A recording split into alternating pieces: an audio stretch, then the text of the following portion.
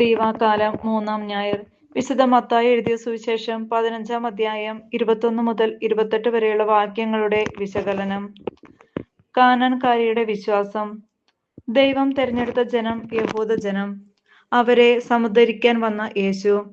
ദൈവരാജ്യ പ്രഘോഷണവുമായി ഗ്രാമങ്ങളിലേക്ക് ശിഷ്യന്മാരെ അയക്കുമ്പോൾ അവർക്ക് നൽകുന്ന നിർദ്ദേശവും മറ്റൊന്നല്ല. നിങ്ങൾ സമരിയക്കാരുടെ അടുക്കലേക്ക് പോകരുത്, സമരിയക്കാരുടെ പട്ടണത്തിൽ പ്രവേശിക്കരുത്. പ്രത്യുത ഇസ്രായേൽ വംശത്തിലെ നഷ്ടപ്പെട്ടു പോയ ആടുകളുടെ അടുത്തേക്ക് പോകുവിൻ. മത്തായി 10-ാം അധ്യായം 5 മുതൽ 6 വരെയുള്ള വാക്യങ്ങൾ. പരീക്ഷണങ്ങളില്ലാതെ വിശ്വാസം ദൃഢമാകുന്നില്ല. അബ്രാഹാം എത്ര കഠിനമായ വിശ്വാസ പരീക്ഷണമാണ് നേരിടേണ്ടി വന്നത്. തന്റെ ഏകപുത്രനെ ബലി കൊടുക്കാനാണ് ആവശ്യപ്പെട്ടത്. പരീക്ഷണത്തിൽ വിജയിച്ച അദ്ദേഹം വിശ്വാസികളുടെ പിതാവെന്ന് വിളിക്കപ്പെട്ടു. ജോബിന്റെ കഥയിൽ ശരീരം മുഴുവൻ വ്രണങ്ങളാൽ നിറഞ്ഞും കന്നുകാലികളെയും വസ്തുവകകളെയും മക്കളെയും നഷ്ടപ്പെടുത്തിയും പരീക്ഷണത്തിന് വിധേയനാക്കിയപ്പോൾ അവൻ പറഞ്ഞു, ദൈവം തന്നു, ദൈവം എടുത്തു, ദൈവത്തിന്റെ നാമം വാഴ്ത്തപ്പെടട്ടെ. അവൻ പിന്നീട് സർവ്വ ഐശ്വര്യങ്ങളും കൊണ്ട് നിറഞ്ഞു. യേശുവിനും 3 പ്രലോഭനങ്ങളെയാണ് മരുഭൂമിയിൽ വെച്ച് നേരിടേണ്ടി വന്നത്. പരീക്ഷണം വിജയിച്ചപ്പോൾ ദൈവദൂതന്മാർ അടുത്തു ചെന്ന് അവനെ ശുശ്രൂഷിച്ചു. യേശു ഏറ്റവും സ്നേഹിച്ച ലാസറിന്റെ ജീവൻ എടുത്തുകൊണ്ടാണ് മർത്തായുടെയും മറിയത്തിന്റെയും വിശ്വാസം പരീക്ഷിച്ചത്. അവന്റെ മേലുള്ള അവരുടെ വിശ്വാസം മൂലം മരിച്ചിട്ട് 4 ദിവസം കടന്നുപോയിട്ടും അവരുടെ സഹോദരനെ ജീവനുള്ളവനായി തിരിച്ചു നൽകി. ഇതിനോട് സമാനമായ ഒരു പരീക്ഷണമാണ് കാനാൻകാരി സ്ത്രീയും നേരിടുന്നത്. ഇസ്രായേൽ ഭവനത്തിലെ നഷ്ടപ്പെട്ട ആടുകളുടെ അടുത്തേക്ക് മാത്രമാണ് ഞാൻ അയക്കപ്പെട്ടിരിക്കുന്നത് എന്ന് ആദ്യം പറഞ്ഞു. പക്ഷേ അവൾ കൂടുതൽ വിനീതയായി അവനെ പ്രണമിച്ചുകൊണ്ട് അവളെ സഹായിക്കണമെന്ന് അപേക്ഷിച്ചു. കൂടുതൽ അപമാനകരമായ ഒരു വാചകമാണ് യേശു തുടർന്ന് പറഞ്ഞത്. മക്കളുടെ അപ്പമെടുത്ത് നായ്ക്കൾക്ക് എറിഞ്ഞു കൊടുക്കുന്നത് ഉചിതമല്ല. 26.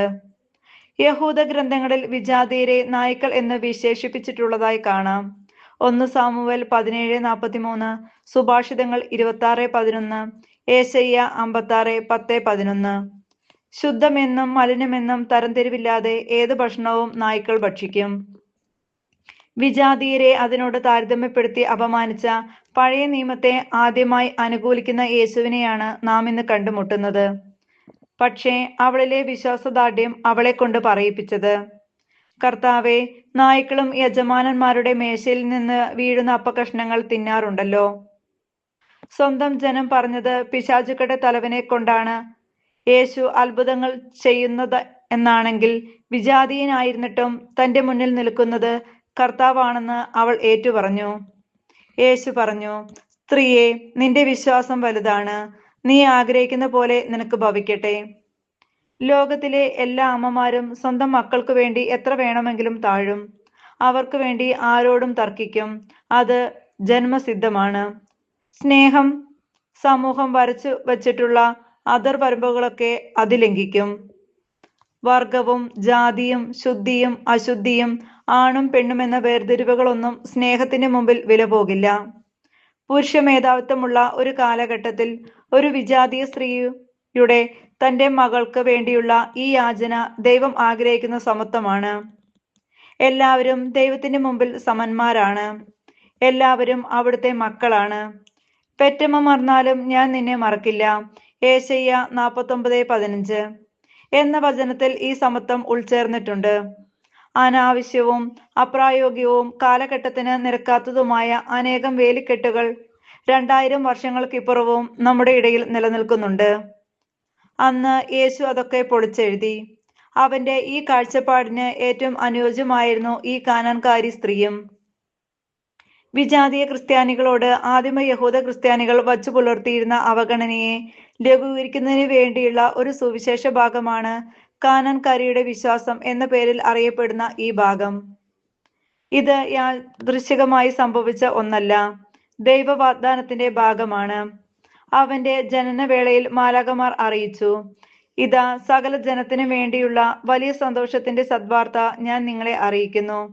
ലൂക്ക 2:10. ഇത് ഒരു പ്രവചനത്തിന്റെ പൂർത്തീകരണവുമായിരുന്നു.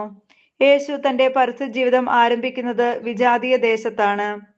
അവൻ നസ്രത്ത് വിട്ട് സെബൂലിന്റെയും നഫ്താലിയുടെയും അതിർത്തിയിൽ സമുദ്രതീരത്തുള്ള കഫർനാമിൽ ചെന്ന് പാർത്തു. ഇത് ഏശയ്യാ പ്രവാചകൻ വഴി അരുളി ചെയ്യപ്പെട്ടത് നിവൃത്തിയാകാൻ വേണ്ടിയാണ്. സമുദ്രത്തിലേക്കുള്ള വഴിയിൽ ജോർദാന്റെ മറുകരയിൽ സെബൂലൂൺ, നഫ്താലി പ്രദേശങ്ങൾ, വിജാതിയരുടെ ഗലീലി, അന്ധകാരത്തിൽ സ്ഥിതി ചെയ്തിരുന്ന ജനങ്ങൾ വലിയ പ്രകാശം കണ്ടു. മരണത്തിന്റെ മേഖലയിലും നിഴലിലും വസിച്ചിരുന്നവർക്കായി ഒരു ദീപ്തി ഉദയം ചെയ്തു. മത്തായി 4:13-17. സ്വന്തം അജഗണത്തെ മാത്രം രക്ഷിക്കാൻ ഇറങ്ങി പുറപ്പെട്ട യേശു സാഹചര്യങ്ങളുടെ സമ്മർദ്ദത്താൽ വിജാതിയരുടെ ഇടയിലേക്ക് ഇറങ്ങിത്തിരിക്കുന്നു. വിജാതീയ ദേശത്തേക്ക് പ്രവേശിക്കാനോ അവരുമായി സമ്പർക്കം പുലർത്താനോ സ്ത്രീകളോട് പൊതുസ്ഥലത്ത് വെച്ച് സംസാരിക്കാനോ അനുവാദമില്ലാതിരുന്ന ഒരു കാലത്താണ് യഹൂദ സങ്കുചിത ചിന്താഗതിയെ യേശു പുച്ഛിച്ചു തള്ളുന്നത്. ഇല്ലായിരുന്നുവെങ്കിൽ ഈ കേരളക്കരയിൽ ജീവിക്കുന്ന നാം ഒരിക്കലും ക്രൈസ്തവ വിശ്വാസം സ്വീകരിക്കില്ലായിരുന്നു. എന്നിട്ടും പാരമ്പര്യത്തിന്റെ പേരിൽ എത്ര സങ്കുചിതമായിട്ടാണ് നമ്മുടെ ഇടയിൽ ചേരിതിരിവുകൾ ഉണ്ടാകുന്നത്. എല്ലാം തികഞ്ഞവരെന്ന് ഊറ്റം കൊള്ളുന്ന നമുക്ക് യേശു പകർന്നു നൽകിയ ഈ പുരോഗമന ആശയങ്ങൾ ജീവിതത്തിൽ പ്രാവർത്തികമാക്കാൻ കഴിയട്ടെ. ഒറ്റപ്പെട്ടേക്കാം, തള്ളപ്പെട്ടേക്കാം, പീഡിപ്പിക്കപ്പെട്ടേക്കാം, വധിക്കപ്പെട്ടേക്കാം. ഇതൊക്കെ യേശുവും കടന്നുപോയ പാതയാണ്. ശിഷ്യൻ ഗുരുവിനെ പോലെ ആയാൽ മതി. മത്തായി 10:24. പച്ചമരത്തോട് അവർ ഇപ്രകാരമാണ് പ്രവർത്തിച്ചതെങ്കിൽ ഉണക്കമരത്തോട് എന്തെന്ന് ചെയ്യുകയില്ല.